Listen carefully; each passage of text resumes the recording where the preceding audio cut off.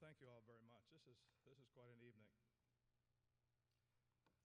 I've done a lot of things in my years, and this is at the top of the list. And I also look back and say I'm a long ways from that railroad boxcar that I started off in many years ago. I never felt prouder to be looking back at it as I am tonight. I want to take this opportunity before I begin to thank my 90-year-old father, Emmett, who couldn't be with us tonight, but he would sure love to be. This is a guy with a steady hand and an inspiring way about him. He has a way of making whatever I did seem like it was pretty special and unique. It's because of my dad and my grandfather that my wife, Kathy, who's here tonight, and it's kind of the boat that I kind of sail on, is very important in my life and very important in everything I've done. Because of my grandfather and dad, that Kathy and I have been pretty generous with charitable initiatives around the world. It's that example they set of caring and taking care of their neighbors. And their neighbors were in the same block or around the corner. Our neighbors have come to be in Africa, in Rwanda, and all over the world.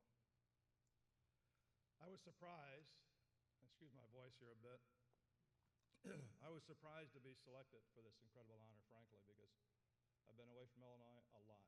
I've been away from everything a lot. I've been to 105 countries, just about every city in the world. And when you do that, you don't see a lot, but you're a lot of places.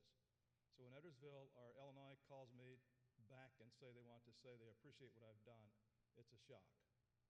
I was even more surprised to be selected in the sports category, because I've had a 35 to 40-year business career that I'm very proud of. But as I think about it, sports played a big role in my life. To begin with, my first big break came when I left that boxcar at age 4. And Russ, you know that area pretty well. And it wasn't a happy sight to leave there. We loaded up in a truck and moved to Edwardsville, Illinois. And that was a major break. But the big break may have been when I picked up a basketball. Because that basketball in those racial times changed the way the world saw me. They saw me as a ball player, they saw me as a producer, someone who could help them. And because of that, I tried harder and harder, and I learned a lesson. If you work at something and do it well, you can be good at it. And I spent a lot of time working at basketball, and I transferred that to just about everything that I've done.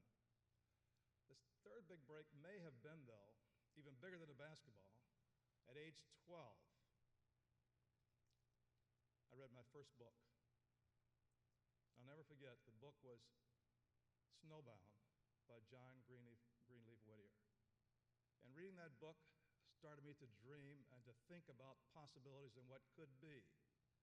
And I became passionate about dreaming and aspiring and wanted to do more and more.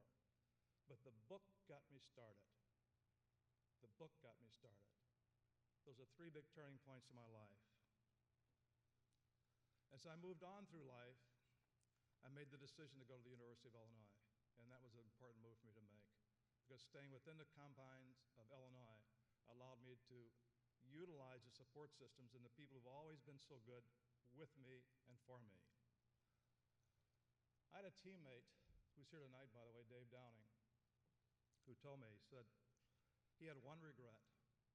He said for all the wealth and support he had bestowed on his children, the one regret that he had was that they could not experience his humble beginnings. And Dave, I thought about that a lot. And Candace and Cassandra, my 2 daughters, are here tonight. I had that regret in addition to, some of you will recognize this, the 30-something years, 35 years, I traveled endlessly. I didn't get the chance to raise the kids in the way that I thought a father should have raised their kids. I love them from a distance, but I had this wonderful wife that took care of that side of the equation. And I say to Candace and Cassie, I wish you could have experienced the boxcar. I wish you could have experienced the love that a father should give being there every night. But I would tell you, I love you dearly, and I appreciate you being great kids. Now, because of my ambition and because of my age, a lot of my life has been about being first. My good friend Governor Vaughn and I were the first to attend the newly integrated schools in Edwardsville. We went on to be the first basketball players at University of Illinois as African Americans.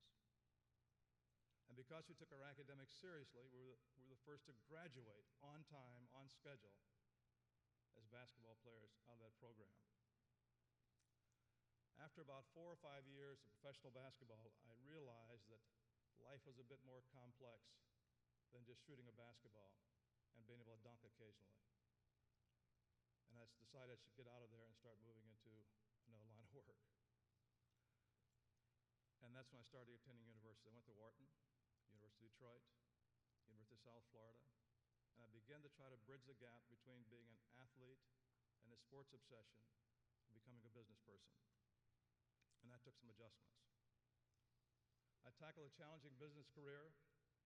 I became the first corporate officer and black president and general manager of a business unit at Honeywell. I later decided to buy the Harlem Globetrotters you heard tonight.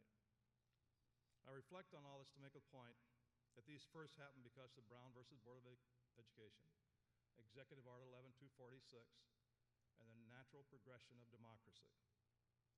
The world around me changed. I didn't change. The world around me changed. And I guess I can say I was blessed by God to have these things happen for me. In 1995, a turning point in my life, I returned back to South Africa to help the ANC raise money and to help my friend Nelson Mandela. It was then for the first time I realized more clearly than ever that leverage is provided by idealism or ideology, education, and wealth. And more important than that, leadership. In so many ways, I could see in South Africa what my life had looked like 30, 40 years earlier. Soweto, Alexandria, Cape Town, and Joburg looked a lot like Ilmo, Missouri, Vormveld, East St. Louis, places I'd been raised.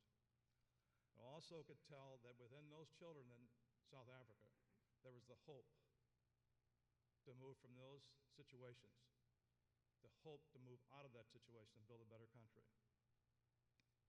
In the book I'm writing, Boxcars to Boardrooms, I discuss this realization and also discuss the idea of what I learned, and that is that this idyllic environment we're in today is both socially, politically, and economically very fragile. And it's all of our responsibilities to take it serious and begin to protect it. Because I've seen around the world economies and social systems come loose. And when they come loose, it's hard to put them back together again. And we have a great system here. Another son of Illinois sits in the Oval Office today, and I remember that it wasn't too many years ago in the southern part of the state, we couldn't attend public restaurants, couldn't attend the public schools, and I know how quickly that event has changed. And when I speak of change, I remember Abe Lincoln, who, believe it or not, was one of my idols. Because here was a person who had the energy and the guts to do something different. He spoke once in Springfield, Illinois, about change, about democracy.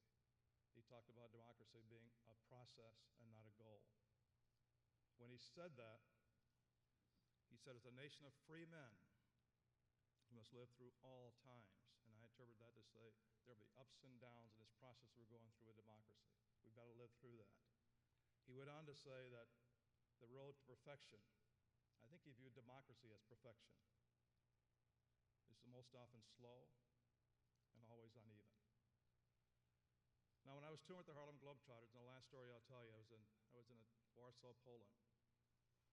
And I was 23 years old, and I was very indifferent to democracy and, frankly, this country. But I was sitting with 12 young communist students in an old rustic barn on the outside of Warsaw. We were talking about the merits of democracy. They were talking about Bull Connors and Selma, Alabama, and they wondered how I could be supporting democracy with that kind of treatment of my people back in this country. At about 11 o'clock that night, I got tired of the discussion. I stood up and I said, you know, this is my country. I believe in America. I believe in America I have a chance to be great. And I believe in America I have a chance to make a contribution. So as I was walking through the hallway tonight here, it occurred to me, I wish those 12 communist students could see me tonight. This is a wonderful way to be recognized for contributions. And I thank you, the Academy, and I thank my wife, Kathy, and my daughters, Cassandra and Candace, for supporting me. I'm out of that old farmhouse. I'm out of that boxcar in Ilmo, and I'm standing here still believing that I can make a difference. And I still believe this is my state, the state of Illinois. Thank you very much.